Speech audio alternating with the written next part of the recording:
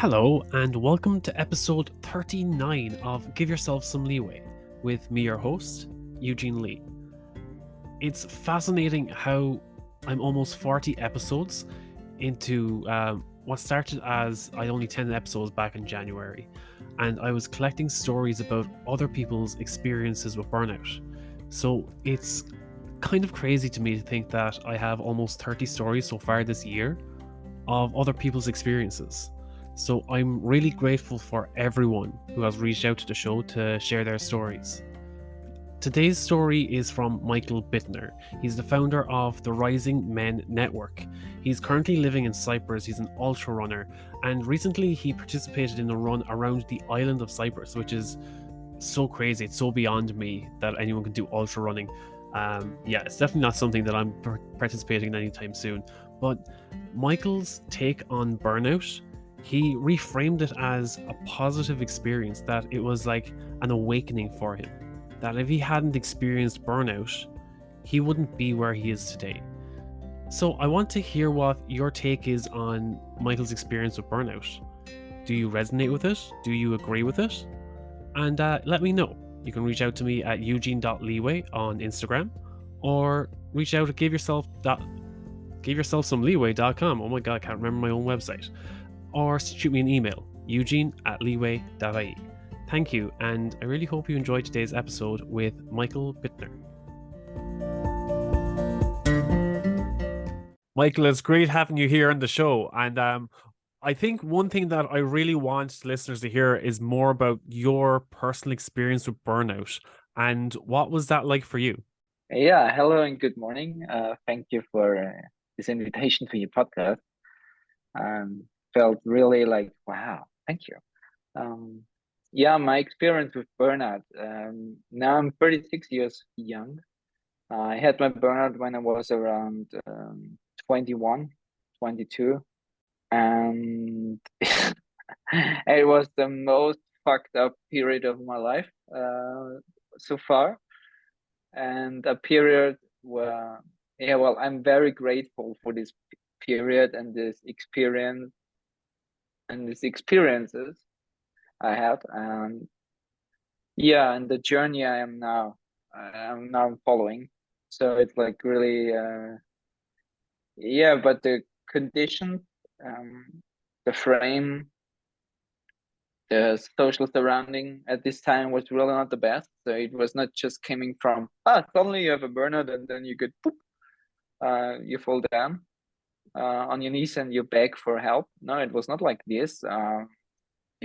This tension in your soul, in your heart, in your body was built up for more than, let's say, for about a decade already. So I got bullied at school. I almost had no social life, no friends. I was more like the lone wolf because I was already a fat boy, a fat guy, the total opposite from the person you see now on the screen.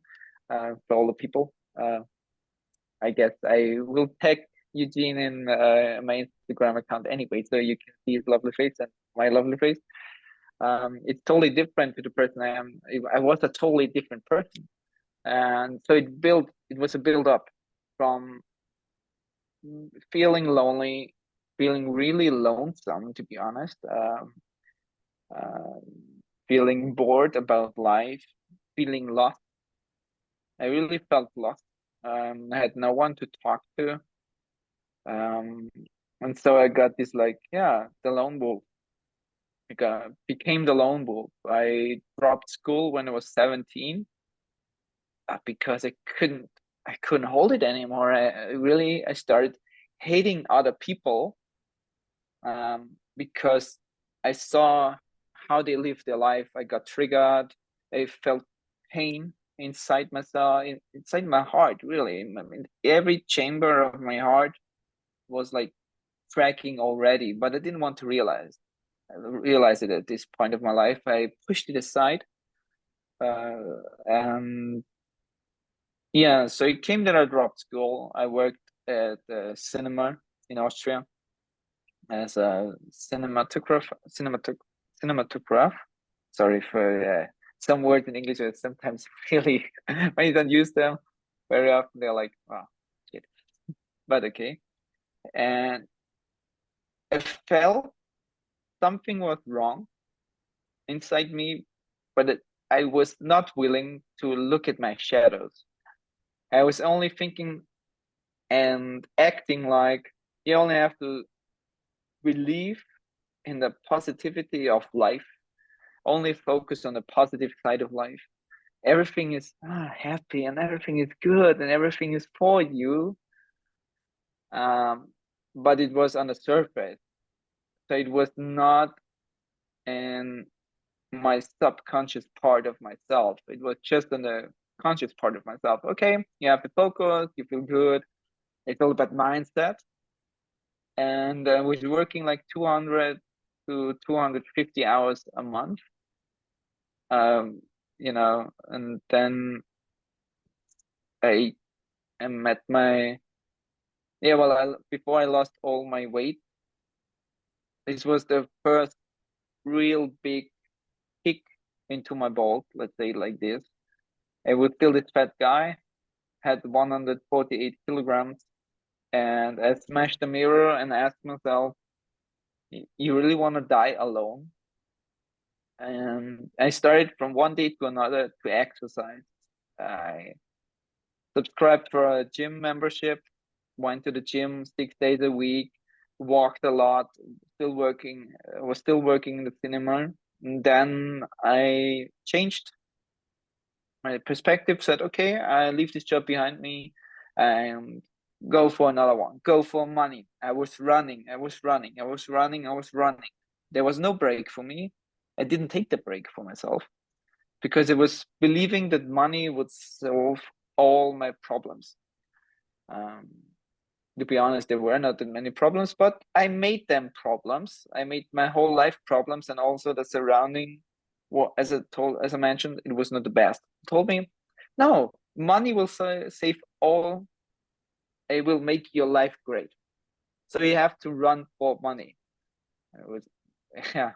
Of course, nowadays, no, I don't run for money. It's different, but at this time, I was so fucking running after money and for money, and I just worked like 15 to 16 hours a day, 7 days a week for an endurance company to make other people happy, to make the C-level at the company happy, to make my girlfriend at this time happy, so that I could buy everything for her. But at the end, I forgot about myself. What are my desires? What are my wishes for life? Yeah, what is good for me? I really gave a fuck about myself and my life and my visions and my dreams, everything.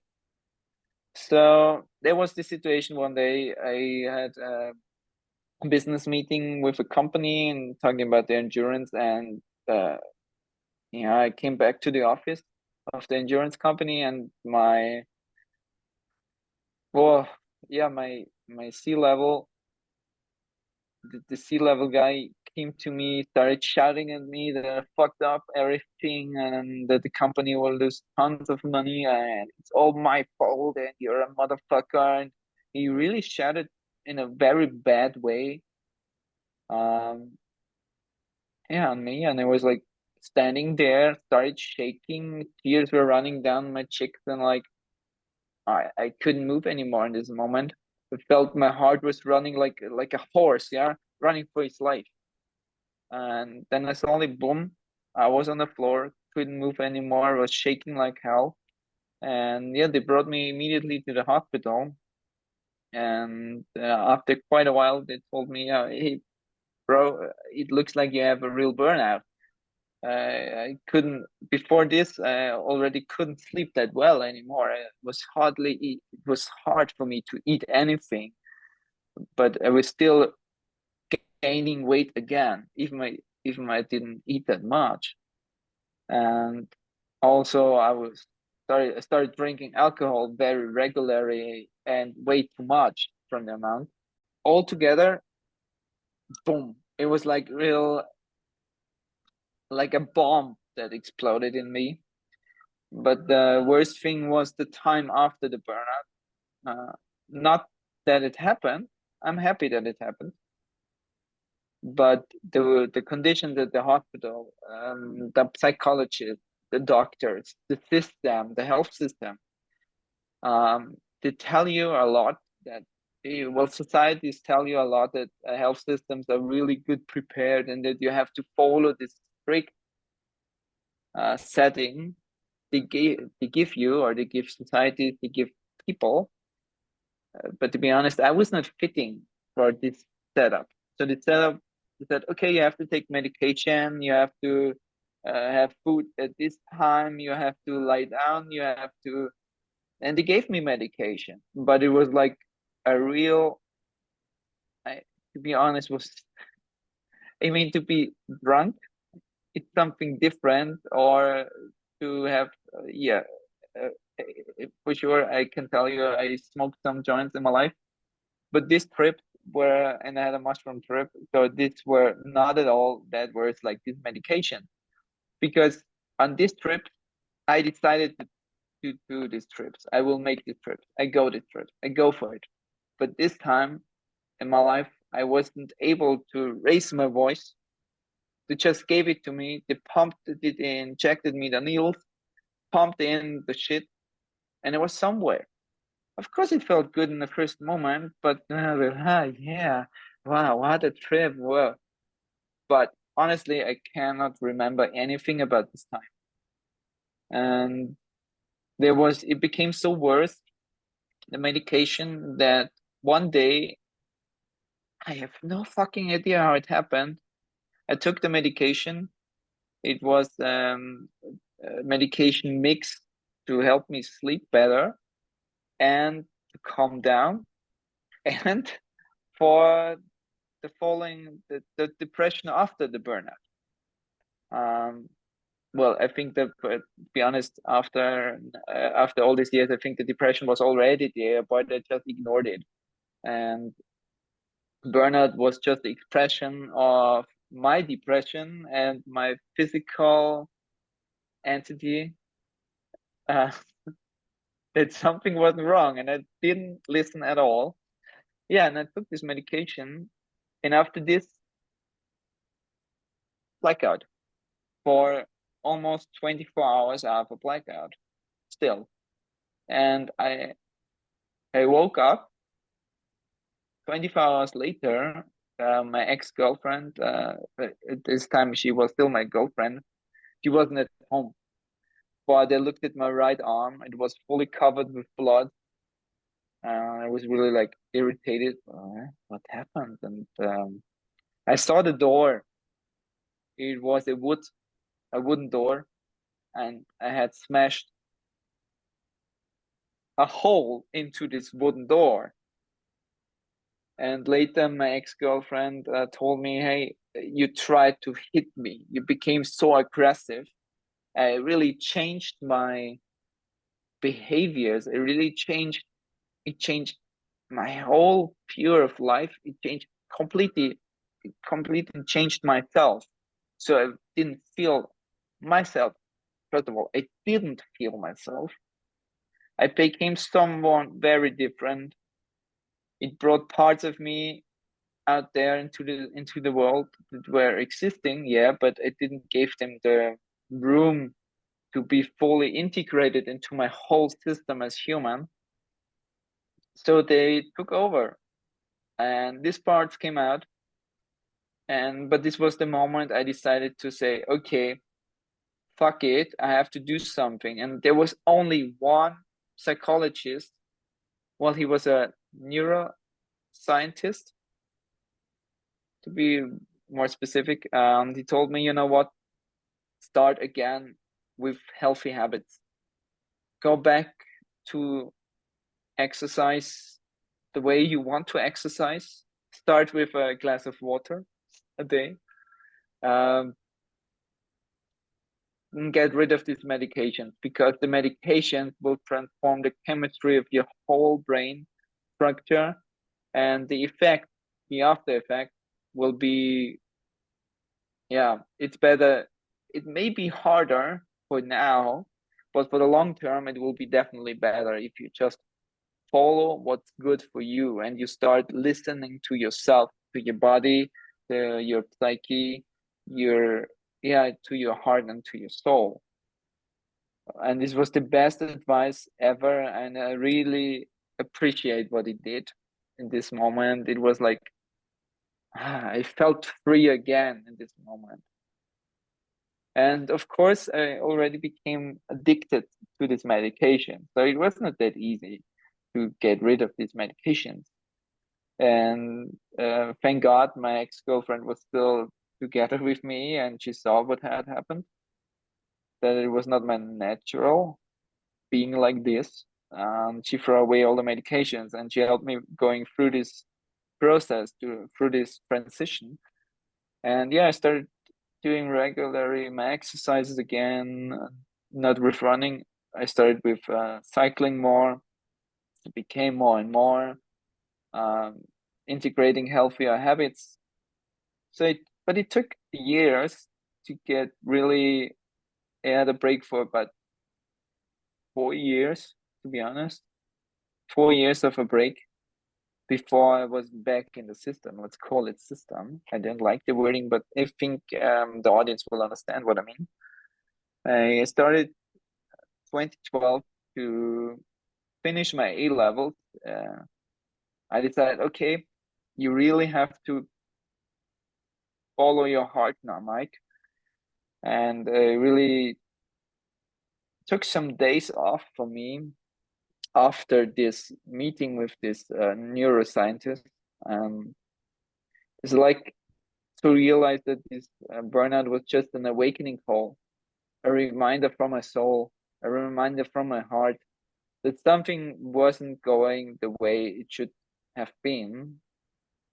I was just ignoring myself, ignoring my desires, my wishes, my true and authentic self.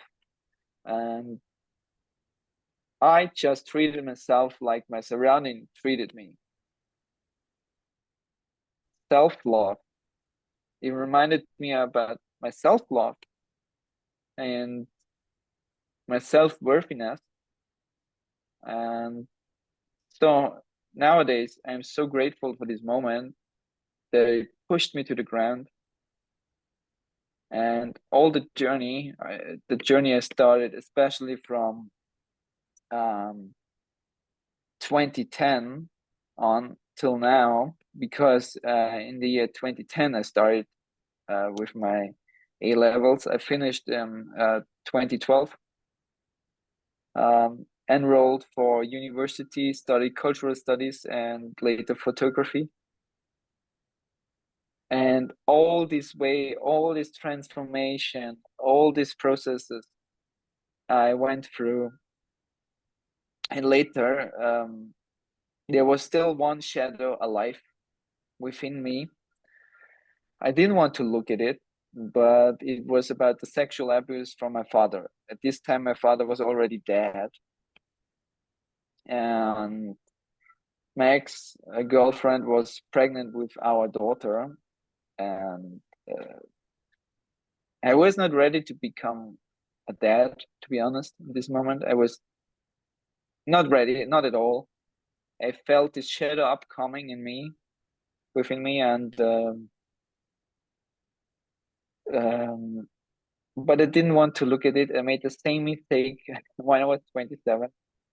Same mistake when my daughter was already here, like it did when I was 21 and 20, and I ignored it. But my ex-girlfriend and I broke up, and later the girlfriend after her, I will be very intimate. I show you some very intimate parts now. I want to share this with you. We were sexually active together. Yeah, we were making love, and I started so hard to cry out of nothing. And it was like a shock for her, for me. And this moment, I realized that something I was crying for 6 hours, to be honest. I was just crying like a baby, even heavier than I did when I had my burnout. And it took me quite a while to realize that this was still one part of the burnout, one part of my path I didn't give the chance to heal. So I ignored it. This shadow became so big, and it came out in this moment. It took over, it took all the power it had and pushed me even harder to the ground. And some months later, I tried to commit suicide. I jumped from a bridge, and somehow I survived. And but all these things that happened on this path or this journey, that took me not 4 years off. To be honest, it took me like about a decade to realize all the gifts in this path, in these things that happened. In this moment, I got pushed to the ground. I didn't want to see the gift. I didn't want to see my shadows. But after I jumped and I was clinically dead, um, when I look at my watch, definitely there was no heartbeat anymore. But I got flushed to the uh, to the edge of the water, and there was a park. So people found me and helped me. I was totally fucked up, drunk, like hell. One bottle of whiskey and sleeping medication. So it was really not the nicest version of myself. But also this, but the time after this, I locked myself for about a week, and it came to me like voices from within to realize that this was the voice of my soul, the voice of my heart. You can name it as you like. I will name it like this. Mike, you have to look now very deep into your shadows. You have to confront yourself with the shadows. Otherwise, you will die. Definitely, you will die. Or even worse, you will have a life as a living dead. And yeah, so it took really a week spending time alone at home, recording videos for myself like a mirror, just talking, writing a lot, crying a lot, uh, pushing, throwing the pillows from one side of the apartment to the another side and kicking them. But this was so massive, this transformation that started from this point on. So it took really years from this first kick into my balls. I needed many kicks. So to fully awake, to start finally my journey, that money is not everything alive. Money is a nice thing to have. Yeah, sure, you can realize a lot with money. That's good. So I don't say money is shit. No, it's not. It depends on what we do with the money. But yeah, I could not listen anymore to this voice. So it was the gateway to my soul was open, and I was invited from my I was let's call it like a fallen man to rise again. And to rise again became such a part of my journey, to integrate all and questioning all my belief systems, my soul systems, my heart systems. I'm more from the, I think, like this holistic way of seeing life, not just as an entity. When you think about quantum physics, everything is energy and everything is connected with everything. So I don't I do believe that I do believe that thoughts can change a lot because they are pure energy, and um, they can transform a lot. But memories create emotions, and these emotions are deeply graved into this uh, craft sorry uh, into your body, into the inner world of your body, into your soul, into the subconscious part of your mind. So although I thought my mind was already ready, already awakened, no, this moment when I jumped into this river, it was February, so it was really fucking cold. Uh, and I love the heat, so that's really the opposite what I like. Um, it was really this invitation to look also what emotions are still there, and to confront myself with these emotions. Um, the burnout, and when we talked about this like 2 days ago before we really found the date today for this podcast interview, that burnout itself, I wouldn't describe it as an illness. For me, it's definitely not an illness, but it's like we want to characterize what is illness and what is it not. What is a human? What is it not? So for some people, they may say it's an illness, but for me, it's a sign that societies, cultures, the way we live our life today, it's not healthy and supporting anymore, or not in a good way. When I think about a system is there to help you and support you. We get caught in this thinking and this realizing that a system is there to keep you safe. Okay, safety is important, blah blah blah, and so on. But if you don't fit into a system, you're not part of the normative. You're not part of the so-called normal. Then the system won't work for you. Now this cultural part comes out.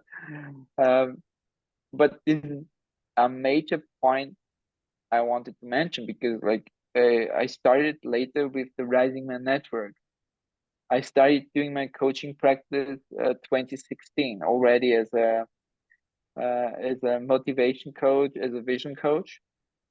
But uh, it took me quite a while to realize I'm more focused on my work with men now, because I realized that these boundaries, you are a man, be a man, this acting like be a man, this is a yeah, well, that's a social and cultural construction of an image how men should be. And over thousands of years, we men are taught to be the kings, the warriors, uh, the guardians, um, the sexual magicians, the hard and tough workers who go out there because of the boss, of course, will bring the money home, but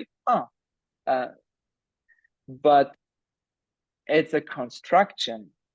I'm not saying that there's feminine and masculine energies that are supporting you. We have both inside of us, and with the Rising Man Network, for me, it's like it's more about helping men to integrate the masculine and feminine energies within the human entity with their individuality as the person who they really are, without wearing this mask of what a man should be. Because these belief systems, these systems, yeah, how a man should be, were the key. Well, this was the result at the end that brought me to this point that I have a burnout. I felt pressured. I felt pushed into something like a role I had to deliver because my dad wanted me to have it to act like this and to react like this and do so and so and so. Society told me, my family told me, my social surrounding told me, and I was always a person who, when I got touched by something, and I'm a musician. When I hear something like Lord of the Rings, or when I think about Gladiator, the soundtrack. I watch movies sometimes like 40 or 100 times, and would close my eyes and just listening to the music and to the sound. And this music touches me emotionally so much that I start crying. Then that's also very okay. Fuck, it's so okay to cry, not because like, oh, you're a baby, you cry. You're not allowed to cry. No, it's not about this, but you get touched by it. And because I couldn't feel touched. I had to ignore it. I had to push it down. I had to build. I had to not only build these boundaries between me as a man and others who are not man or also man, but I'm more man. And I got pushed to function within the system. So altogether, it's not an easy explanation how it came to the burnout. I tried to search for a solution and tried to find a way over the last decade why it came to this point. So I had enough reflection time and enough time to digest this burnout. And I think in modern societies, all this pressure of being online, you have to show yourself, show up. We get triggered as men. I want to share it from this perspective too. We get triggered to deliver. We fucking have to deliver because it's our role to be a man. And but what about? But the same pressure exists, of course, for women too. So I don't deny that the pressure is on both sides. It's existing, yeah. And that this pressure, well, the base of this pressure is way older. It's not like, okay, it's like here for some decades. No, it was built over thousands of years. And we call it today society. We call it the so-called normal. We call it a man. We call it a woman. But I could talk about like ages about this topic now.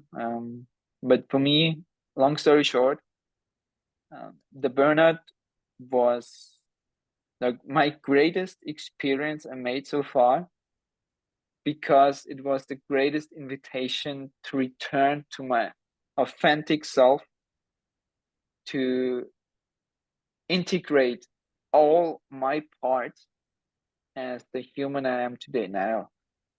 So I don't want to see it as an illness. It's an invitation. It's not only about the physical part.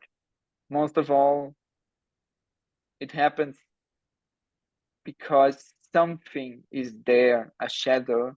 You might not see it, but the shadow is there. And I think that's why I also moved to Cyprus. Siga siga, say it like this here, slowly, slowly. Okay, sometimes it's too slowly for me, but take out the speed. Take the time for yourself. Have a closer look to your heart, to your soul, to your desires. I think we get taught our life that it's always about looking forward and keeping this speed of life alive, and that we have to fight with others, that we have to rise, that we have to grow our business, that we have to grow in that speed and that speed, our business, ourselves, our relationships with others, our love and sex life. We have to be the best in everything but it's a sign everything starts with you. And like we had in our discussion before, everything starts with a glass of water, maybe. And I like this proverb: the longest journey starts with the first step. And it might feel like shit in this moment, and you feel broken, and you want to give up. Why? Maybe start with the question why. And I started asking why, even if I ignored it for quite a while, to ignore it. I didn't want to look into my shadow world. Of course, it's painful. Fuck it. It's really like a fist in your, you know, and really, it's fucking painful. And of course, it hurts. But also, I think this openness to communicate it, that hey, something is wrong and I don't feel well, and to share it with your partner and also with your friend. I had no chance to talk about this, how I feel, with my male friends. They were like, the few I had were like, ah, come on, be a man, be tough. You can handle this. No tears, no pussy tears. But I think also, and I saw it with my ex-girlfriend. Uh, hey, I don't feel well. I said one day to one of them, I don't feel well. I feel really lost, and I hardly eat anything now, and I don't know what's going on. Same reaction was, come on, be tough. You're strong. Show that you're strong. Otherwise, you're not a man. And it was really like this. Um, it was not healthy. Um, I see it also in the men's circles I offer here in Cyprus. I think one day I will offer it online too. Um, so you can tell me if you like it. To offer this online. Um, but I see it when we sit together and start talking about, uh, for example, the father wound is one of my topics. Um, this was, by the way, the main reason why it came like this over the years. The glass got fuller and fuller and fuller, and yeah, um, it takes a time till other men open. Um, but when they start opening, it's such a flush of emotion, such a flush of memories that is shared in this realm of safety net. Because I also thought, hey, I'm a man, I have to deal with this shit by myself. But how can we think to heal by ourselves all alone when we are created and formed and wounded in relationships? So there always have to be two parts to create life: a mom and a dad, obviously. We are born into a family, and we have friends, we have relationships with others, we have love relationships, we have colleagues at work. Um, it's all about relationship. And then we think, oh, I can deal with myself alone. I don't need anyone. Um, and sometimes societies and sometimes other people, many times, or doctors tell you, no, it's your responsibility. You have to deal. You have to show your strength. You come on, not head in the sand, straight your eyes into your future. You have to have the right vision. But all in all, it's very complex, I would say. And yeah, back to the main circles, when they open, it's such a wonderful gift to behold the other man because when someone is opening, we are sharing a safe space together, and together we hold it. And I think that's so important before the glass is really full, to just talk about the shit that's working within you, that's triggering you, that's hurting you. I think that's really important to start speaking about things that hurt yourself, things that are against your desires. Just be very open to listen to another person. It's not like, of course, not everyone is a healer, not everyone is a doctor, not everyone is a coach or a therapist. No, it's not about this. But I think for a new generation of men, to be a guide, to be a supporter. And like, I had some people or some clients, they were close before committing suicide. And I'm a coach, I'm not a therapist. And I said, okay, I cannot hold this alone. We need some other help too. But also be open to say that I cannot hold it alone. It's not about that you suck everything that your partner maybe shares with you. Not about that. You don't have to deal with it all by yourself. But it's about a healthy communication, and also about a very respectful communication. And when we show the other person, okay, when you see around your friends, and there are there are some men or women who's just struggling with life now, and it's totally fine, and it's totally okay that they feel like they feel, and the acceptance of these feelings, and the acceptance that they just sometimes need an ear to listen to. I think one major key for medicine and all the doctors and the medicine system.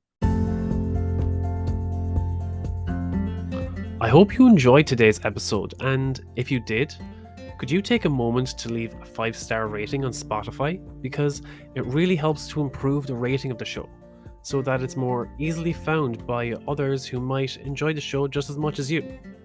And maybe take a moment to share with family, friends, or a loved one, because what better way to help break the stigma around mental health than to have that conversation with those closest to us.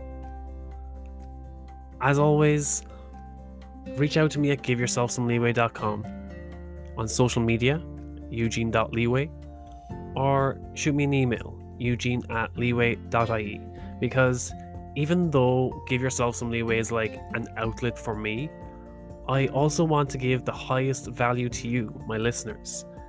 So I really depend on your feedback. Let me know what you like, what you don't like, what you'd like to hear more about. So until I hear from you, take care of yourself. Maybe have a glass of water, crack a smile, and think of a way to prioritize your own self-care. So until next time, take care.